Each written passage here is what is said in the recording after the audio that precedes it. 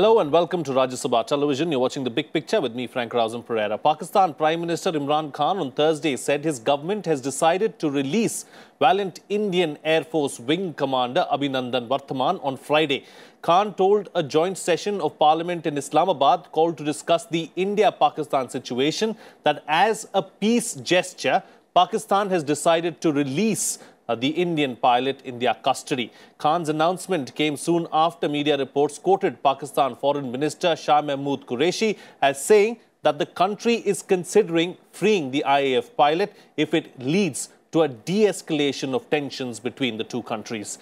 Khan has also offered to hold talks with Prime Minister Narendra Modi. Earlier, US President Donald Trump had said he has reasonably attractive news from Pakistan and India. They have been going at it and we have been involved trying to stop them. We have some reasonably decent news. I think hopefully that it's going to come to an end, Trump had said earlier. On this edition of The Big Picture, we will analyze the latest situation concerning India's braveheart, Abhinandan. Joining me on the program today are Air Marshal V.K. Bhatia, defense expert, Harshvi Pant, Head Strategic Studies, Observer Research Foundation, and Major General Dhruv C. Katoch, Director, India Foundation. Thank you to all my guests for joining me on this edition of The Big Picture. Air Marshal, I'd like to begin the program with you. How would you look at and analyze the latest situation considering our lost pilot? Well, I think it's a very good move that our Indian pilot Wing Commander Varthaman, who incidentally is the son of Air Marshal Varthaman, who was our former Vice Chief of Air Staff, and a very decorated. He's a MiG-21 pilot. It's good news that he is coming back, and we were expecting that to happen in any case, because if you look at it from the international law point of view, it is the duty of Pakistan to actually return the pilot within a stipulated time. And generally the time is around 1 week. But if you're talking in terms of Pakistan's view that they're going to do is to de-escalate the thing, yes, certainly the de-escalation is also very welcome, because as far as India is concerned, they never really wanted to escalate it. They were actually going after the terror camps, and they had no intention whatsoever to escalate it to the level where Pakistan tried to do yesterday. So the onus of de-escalation actually lay with Pakistan, and I think they have combined the two to say that we are going to de-escalate. And as far as India was concerned, we were ready for any eventuality. That was always there, it was always on the cards. And the good news, I welcome it. I would like to welcome Wing Commander Varthaman coming back safe and sound, back to India. General, is this a clear sign of de-escalation, really, as far as the present conflict between India and Pakistan is concerned? No, I don't view it as de-escalation at all. You see, all that has happened is Wing Commander Abhinandan, as the Air Marshal has very correctly said, what a marvelous fighter pilot. The courage which this man displayed as an officer of the Indian Air Force, I think he made the whole nation proud. And I think the Pakistanis also realized that this is the caliber of the Indian Air Force. Having said that, they had to send him back in terms of the Geneva Conventions. So from Pakistan side, they may view it as a goodwill gesture, and we will also view it as a goodwill gesture, but that is not enough. If you wish to have peace here, if you wish to, then we must de-escalate. Now, what has caused the escalation? If you want to talk of de-escalation, then we must look into what has caused the escalation. The escalation has been caused by 30 years of unremitting terror war or low proxy war by proxy war, not low proxy, proxy war by the state of Pakistan against India. Now, if you want de-escalation, it must start from there, which means they've got to hand over Masood Azhar, who is the prime conspirator in the terror attack which took place in Pulwama, where we lost 40 brave hearts of the CRPF. So that is the first point. He has to be handed over to India for trial in Indian courts. Number two, if they wish to talk of de-escalation, they must close every single terror camp which exists within Pakistan-occupied Kashmir and in other parts of Pakistan. Having done these two steps, I think that is the first step towards de-escalation and building up of good relations between the two countries. There is no other de-escalation. I think we must put the onus very squarely on Pakistan for the aspect of escalating this conflict, and all that India has done is to have taken the battlefield now from Indian territory to Pakistan territory. If Pakistan does not take these two simple steps, I am afraid that the battle will continue, except that the battlefield will change. Pakistan has so far kept the battlefield within Indian territory. Now that has been changed with the decision in which the Indian Air Force was employed at Balakot in an absolute precision operation. And I think that glass ceiling has been broken. For the first time since post-1971, we have crossed the international border and the line of control in a deliberate, preconceived plan which was told to them that we are going to do it. And this is the second time it has happened post-Uri. The first time it happened was 2016. This time we told them before the event and we carried it out. But again, I think it is a political message which was conveyed was that we are confining it to terrorism. So long as Pakistan keeps supporting terrorists within its area, the Indian political authority and the armed forces have full right to pursue them there. So if you're talking of de-escalation, returning the wing commander is a goodwill gesture. It is not de-escalation. De-escalation will involve the perpetrators of the crimes which have been committed over the years, sending them back and closing these terror camps. So if Pakistan does not mend its ways, things could only continue, and we could see more such strikes is what you're suggesting. Professor, let me bring you into the picture now. What has prompted Imran Khan really to make this statement today, saying that, he's going to return the wing commander? Has he been arm twisted into doing so, or is it a goodwill gesture like he has called it?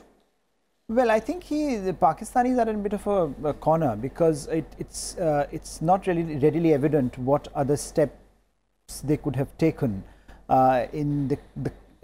amidst the all-round condemnation, amidst the all-round isolation that they have been facing. And the cost of this escalation will be borne by a Pakistan economy that is doddering. So I think the question that they have to ask themselves is, because they escalated it, the Indian side targeted terror camps, they were trying to target Indian military installations. In that sense, it was a declaration of war in many ways. And therefore, for India, if you read the Indian response yesterday, it was very clear that India was saying that we reserve the right to respond to this, because this has been escalated to a level where clearly there are going to be repercussions. So I think for Pakistan not to have responded in this manner would have actually been a dramatic,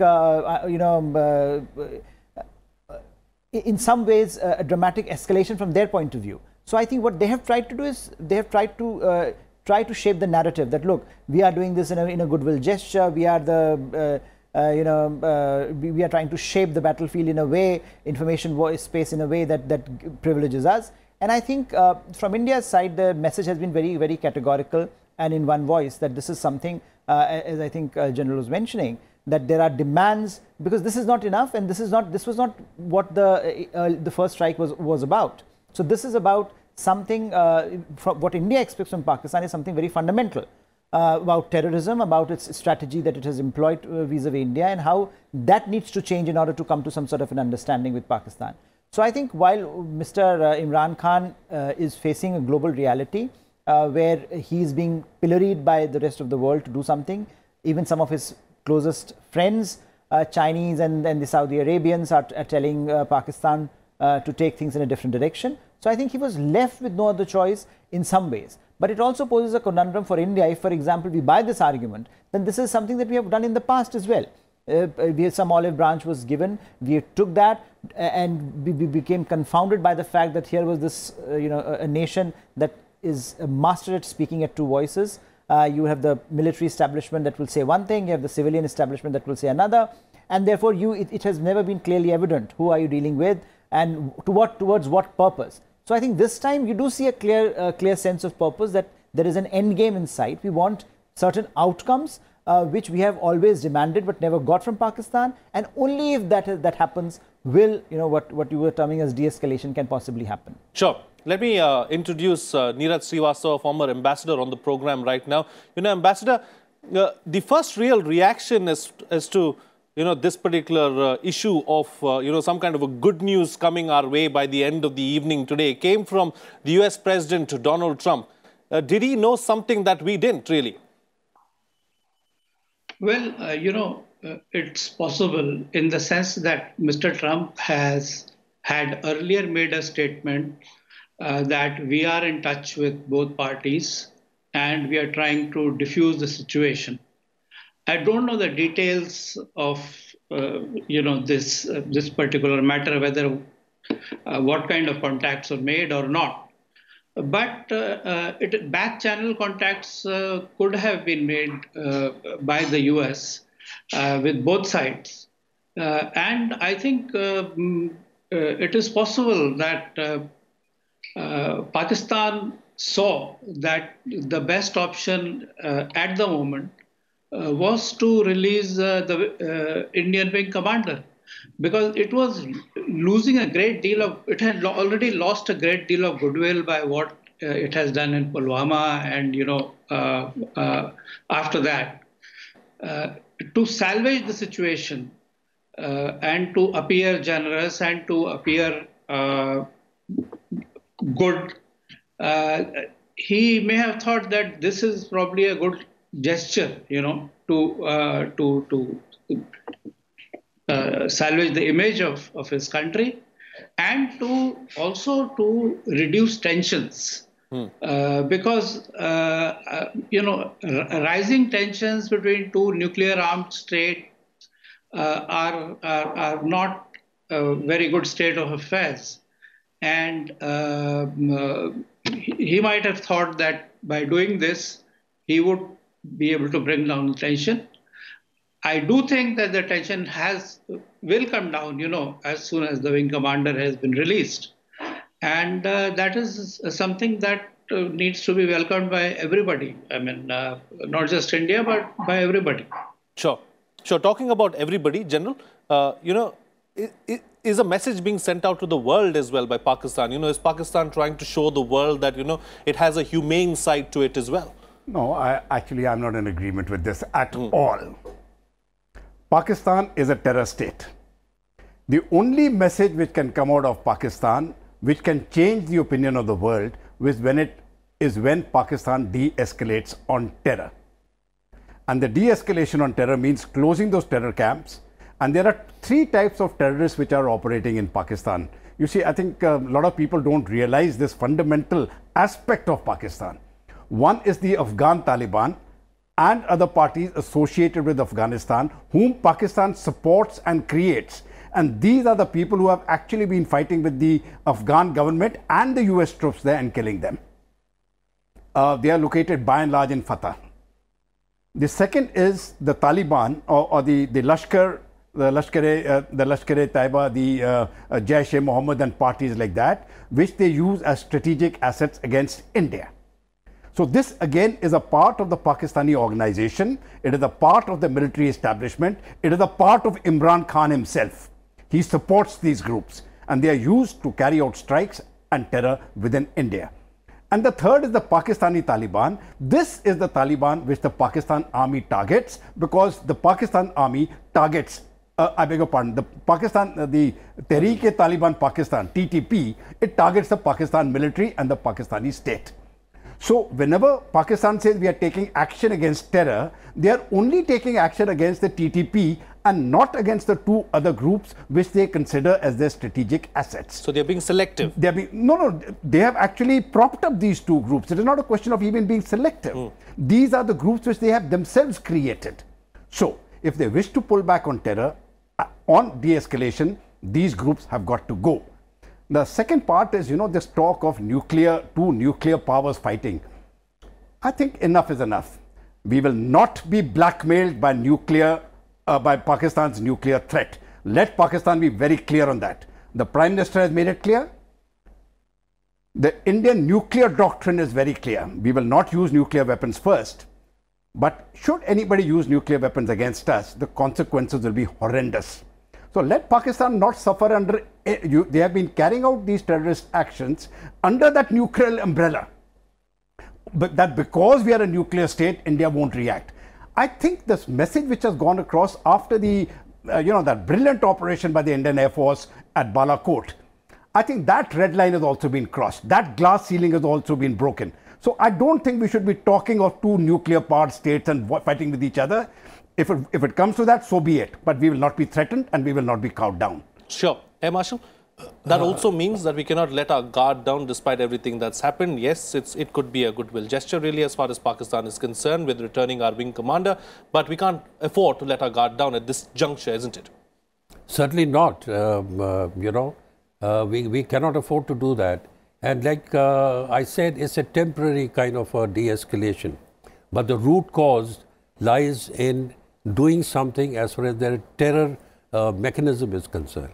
And as General was pointing out, this Lashkar-e-Taiba and Jaish-e-Mohammed, they are specifically nurtured, they have been brought up, they are, I would say, under the direct command of ISI and the Pakistani army to do their bidding at the time and space and place of their choice.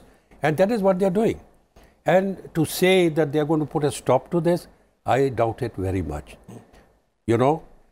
This present crisis will get de-escalated for a short while.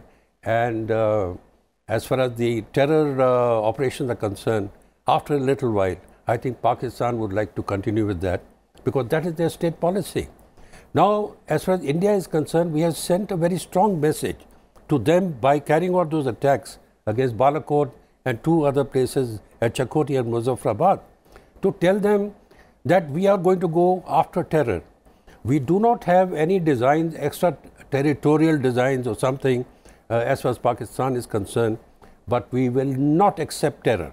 We will not accept terror and we will be going after them. My only take is, as far as we are concerned, we should be putting all kinds of pressures, diplomatic, economic, whatever you have, and international pressures on Pakistan to actually wind down this terror machine that they have created as a state policy. But are they likely to do it? Once again, I say I doubt it. So what is it that India has to do? India, that's while it is prepared on all fronts, it also has to make sure that it continues to build something where it can become terror-free. How does it do it? According to me, I think there are three major issues that we have to do. Number one, we must actually make our borders infiltration proof. It's a continuous process. It's not very simple, but we have to carry on pumping technology or whatever is required to make sure that we can make them infiltration proof. Number two, what we have to do is now that what we have been doing for the last 3 decades, that means we are always in the reactive mode. I think we have to switch now to a proactive mode. We have to proactively go after Pakistani terror centers. And we'll have to adopt a strategy to do that, even if it means that we have to go for the jugular. Right. All right. Strengthen our borders and be proactive is what the Air Marshal is suggesting. That's the only way to deal with terror emanating from across the border. Professor, the Pakistanis have been talking about talks, really.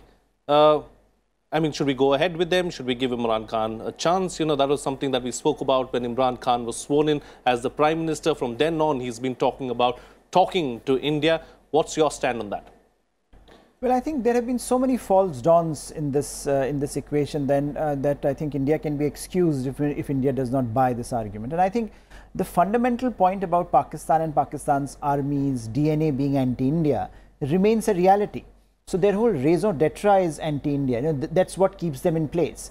So I think to expect that kind of a dramatic transformation in Pakistan is perhaps overreaching. But I think what we can do is certainly shape their behavior by being, as was suggested earlier, by being proactive, by being, rather than being shaped by their behavior, trying to shape their behavior. So I think in this case, what has happened, and I think that is why the response has been so, from the Pakistani side, in some ways, Pakistan does not really know what to do, because we have been taking the initiative. We have been the one that crossed something that they did not expect us to cross, the international boundary, going too deep into the Pakistani territory. So I think we have been very successful in somehow rattling those some of the assumptions that they had about Indian behavior, and I think that gives us that space to now think more proactively as to what we can do in going forward in terms of a long-term strategy. And we have to be patient. I think there has to be, when we talk of war, we often assume 2-3 fighter aircrafts going into Pakistan territory, dropping bombs and coming. I mean, this is not really war. I mean, as we escalate, as we were discussing, what is escalation and de-escalation, this is very down as part of the escalation ladder. We have not even started climbing it as of yet. So, in that sense, I think we should have the initiative to shape Pakistani behavior. In this case, we have done that, and I think the pressure should be on. The pressure should be on Pakistan to sort of, if this is a genuine gesture, then certainly we can put more pressure, as earlier was mentioned, to do more on Masood Azhar, to do more on terror camps, to show us evidence that they are doing it. Merely mouthing platitudes will not help, because we have been down this road in the past, and we don't want to be cornered once again. I think that is a very important message that should go out from India. And as we build this pressure, and I think Indian Prime Minister, Indian establishment has been very, very categorical in that respect. If you see the last 3 days, that we will not relent unless some substantive outcome is achieved. And I think that's a very important message that Pakistan should be hearing at this point. All right, Ambassador, your thoughts on talks with conditions maybe? No, my position is that talks and terrorism cannot go together. Talks are meaningful only when you abandon terrorism as an instrument of state policy, which Pakistan has not done so far, and about which I agree with some of the other panelists that there are no guarantees that it is going to do in the near future or in any foreseeable future. So we have to be sure about Pakistan's desire to abandon terror. Only then it can be meaningful. I think, and second point I would like to make is that, the most important significance of these strikes on Balakot and other places is that Pakistan's nuclear bluff has been called, and that Pakistan cannot blackmail India anymore by brandishing its nuclear weapons. So, for the first time in almost 50 years, India has crossed Pakistan's borders and taken military action against a major terrorist group. Right. And so the outcome of this particular exercise from the Indian side is very positive. It has lessons not only for India, but it is being watched, I think, all over the world. Because, people tend to assume that if a country has nuclear weapons, it can go ahead and do whatever it likes. That under the shield of the nuclear weapons, it can use terrorism as instrument of state policy. And that myth has been exploded by India, which is a major outcome of this event, and which, for example, did not happen after 26/11. It did not happen after the attack on our parliament, when the army was mobilized for 10 months and without taking any action came back. So this is a pivotal moment. It's a defining moment. Okay, defining and a pivotal moment really is what you're calling it. I've got 1 minute left on the program. Quick closing comments from both the veterans here on the panel, starting first with you, General. I'm absolutely certain, I'm with the ambassador on this one point, that talks and terror cannot go together. So should Pakistan be serious about talks, then they have to hand over Masood Azhar to India for trial, and they have to close their terrorist camps. Right. That is my simple close the show for us with your I would like to say that we should make ourselves so strong internally, as I mentioned earlier, that we can tackle terror and we can stop it before it happens, like it has been happening in the United States. They have created those capabilities. We need to create those capabilities ourselves. Sure. Then second thing that we need to do is to squeeze Pakistan economically and diplomatically, so that it gets to a position where it can abandon its nefarious of nurturing terror as a state policy. We need to do that. All right. On that note, then, we'll call it a wrap on this edition of The Big Picture. Thank you to all my guests for joining me on the program and putting things into perspective for us. That's it from me. See you again.